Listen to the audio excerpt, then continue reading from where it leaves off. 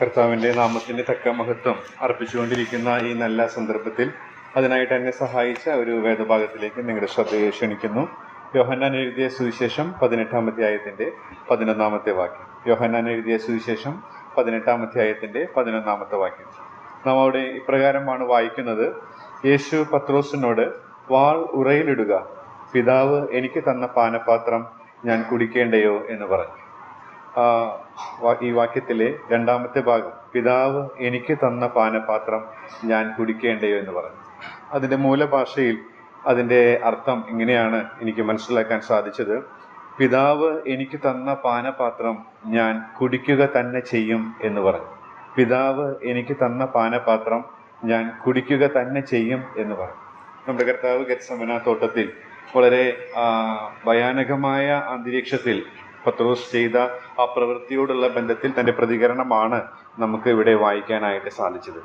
ഈ പ്രസ്താവനയിൽ നിന്ന് 3 കാര്യങ്ങളാണ് കർത്താവിനെ മഹത്വപ്പെടുത്താനായിട്ട് എന്നെ സഹായിച്ചത്. ഒന്നാമത്, പിതാവ് എനിക്ക് തന്ന പാനപാത്രം ഞാൻ കുടിക്കേണ്ടയോ എന്ന് പറഞ്ഞ ആ പ്രസ്താവനയിൽ നിന്ന് നമ്മോടുള്ള കർത്താവിൻ്റെ തികഞ്ഞ സ്നേഹത്തെയാണ് മനസ്സിലാക്കാനായിട്ട് സാധിക്കുന്നത്. നാം അതിൻ്റെ തൊട്ട് മുകളിലുള്ള രംഗങ്ങൾ നമ്മുടെ ഭാവനയിൽ കൊണ്ടുവരികയാണെങ്കിൽ തീർത്തും ഭയാനകമായ ഒരു സിറ്റുവേഷനാണ്. എന്നാൽ അങ്ങനെയുള്ള ആ സാഹചര്യത്തിൽ ഓടി ഒളിക്കുകയോ അതുപോലെ തന്നെ ഭയപ്പെട്ട് പിന്മാറുകയോ ചെയ്യാതെ സധൈര്യം കർത്താവ് മുന്നോട്ട് നിൽക്കുന്നതായിട്ടാണ് നമുക്ക് കാണാൻ സാധിക്കുന്നത്. യോഹന്നാന്റെ ലേഖനത്തിൽ നാം വായിക്കുന്നത് എങ്ങനെയാണ്?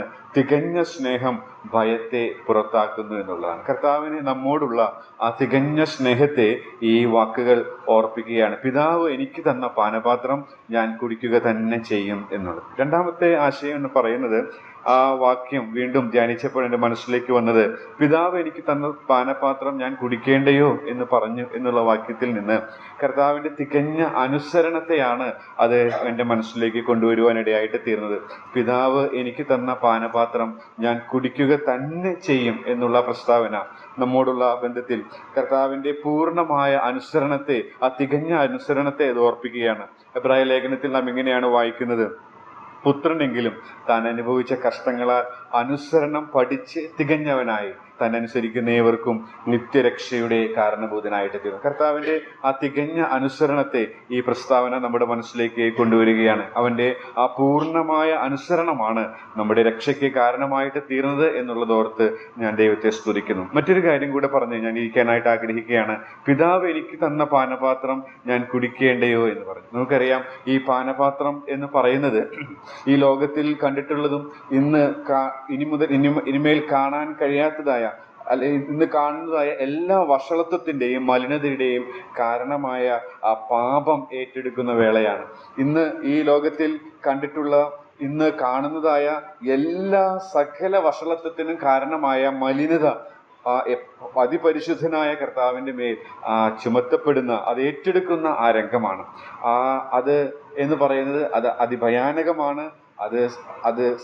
അത് ഓർപ്പിക്കുന്നത് കർത്താവിൻ്റെ തികഞ്ഞ കഷ്ടാനുഭവത്തെയാണ്. കർത്താവിൻ്റെ തികഞ്ഞ സ്നേഹം, കർത്താവിൻ്റെ തികഞ്ഞ അനുസരണം മാത്രമല്ല, ഏറ്റവും മലിനമായ കാര്യം ഏറ്റവും പരിശുദ്ധനായ കർത്താവ് ഏറ്റെടുക്കുന്നത് അത് അവൻ്റെ കഷ്ടാനുഭവങ്ങളുടെ തികവിനെ ഓർപ്പിക്കുകയാണ്. ഇന്ന് രാവിലെ കർത്താവിനെ മഹത്വപ്പെടുത്താനായിട്ട് എന്നെ സഹായിച്ച 3 ആശയങ്ങൾ ഇതാണ്.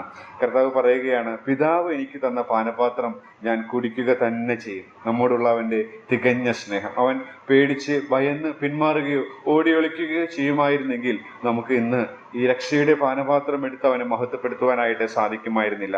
മാത്രമല്ല, അവൻ്റെ പരിപൂർണമായ തികഞ്ഞ അനുസരണം, അവൻ അനുസരണം പഠിച്ച് തികഞ്ഞവനായി എന്നുള്ള ആ സത്യം നാം തിരുവെഴുത്തിൽ വായിക്കുന്നു. മാത്രമല്ല, അവൻ കഷ്ടാനുഭവങ്ങളാൽ തികഞ്ഞവനായിട്ട് തീർന്നു. ഏറ്റവും പരിശുദ്ധനായവൻ, ഏറ്റവും വെറുത്ത താൻ എന്തിനെയാണ് ഏറ്റവും വെറുക്കുന്നത് അതായി തീർന്ന രംഗം നമുക്ക് വേണ്ടി നമ്മുടെ പാപത്തിന്റെ ഭാരം വഹിച്ച, നമ്മുടെ പാപത്തിന്റെ ശാപം ഏറ്റെടുത്ത ആ അരുമനാഥനെ നമുക്ക് ഓർക്കാം. അതിന്റെ ഗുണഭോക്താക്കളായ നാം ഇന്ന് നമുക്ക് ലഭിച്ച രക്ഷയുടെ പാനപാത്രം എടുത്തുകൊണ്ട് അവന്റെ വിശുദ്ധ നാമത്തെ തുടർന്ന് ഉയർത്താം. അവന്റെ നാമം മഹത്വപ്പെടുമാറാകും.